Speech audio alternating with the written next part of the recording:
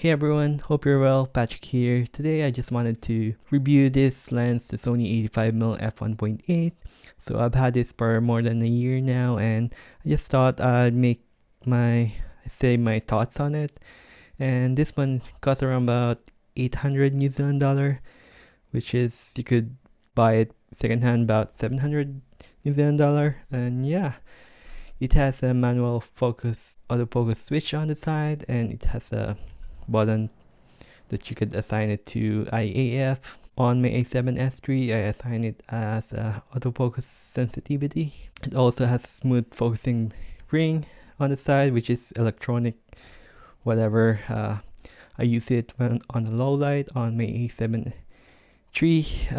Yeah, sometimes struggle to autofocus on the low light environment on the weddings, basically shooting a reaction shot of the people of the guests. Not everything is light anyway, so you just have to point the camera where people are crying, having a good laugh, and that's just my style of shooting. One camera on the speaker, so this just a reaction shot sometimes.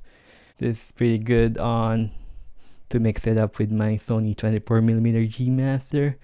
Basically, I mix focal length on my filming. I just noticed that when I'm just making a video about my Sony 24mm G Master, kind of like to have a variation of shots, which is wide angle, and the telephoto one, which is this one. And yeah, I really like this to be used on people mingling, having a good time, just kind of be on the side and focusing more on composition, focusing more people, having a good laugh. Also on the portraits, pretty good to feel a little bit more.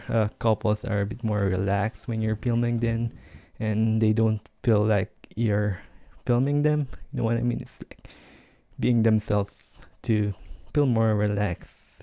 Kind of dig this look, and number one is the reason is the depth of field. You get the nice separation from the background, and you could just basically really blurry and focus on one thing. And yeah, just mixing some variation of your shots, different angles, different composition, and you could just focus on small things. And that's a part of the filming process, storytelling as well. Autofocus really works well if you're shooting natively on a Sony E mount, and you use this on, most likely you use this on Sony A7 III, and Sony A7S III would be probably better because the autofocus on A7S III is really well. I've just noticed it tracks really well, so I think it's gonna works well on my A7S III as well. Other thing is, obviously it can go up to f1.8,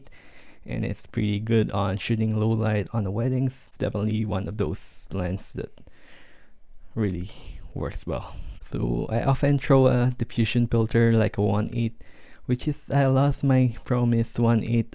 Apparently I misplaced it somewhere. I just kind of like the look of diffuse highlight, or whatever you call it, some mist effect. And yeah, I just dig it, like I said on my other videos. So another thing is the sharpness. It's pretty sharp lens, wide open at f1.8. And so I'm just gonna talk about a bit about negatives here.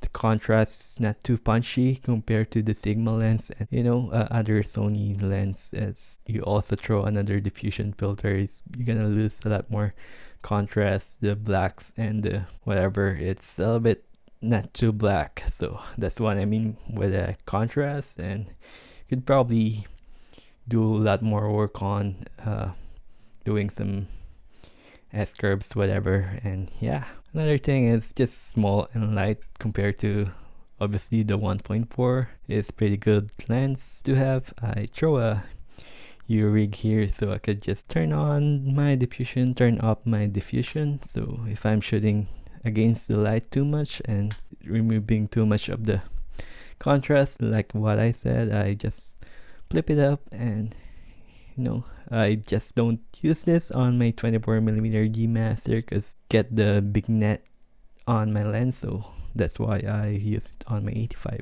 So I pretty much don't use a lens hood with this setup when I'm filming. It's just this bare thing. And what good thing about the prime lens is you could focus more on composition rather than, you know, just fiddling with zooming in and out, and you just compose and live as it is. Sometimes I just throw this on my A7 III, shooting on a bright angle on the ceremony, and you know, it is lens that stays on my camera most of the time, as well as the 24mm G Master, and probably keep this for a while until it makes sense to upgrade to the Sigma 85 1.4. So yeah, so I'm pretty happy with this lens.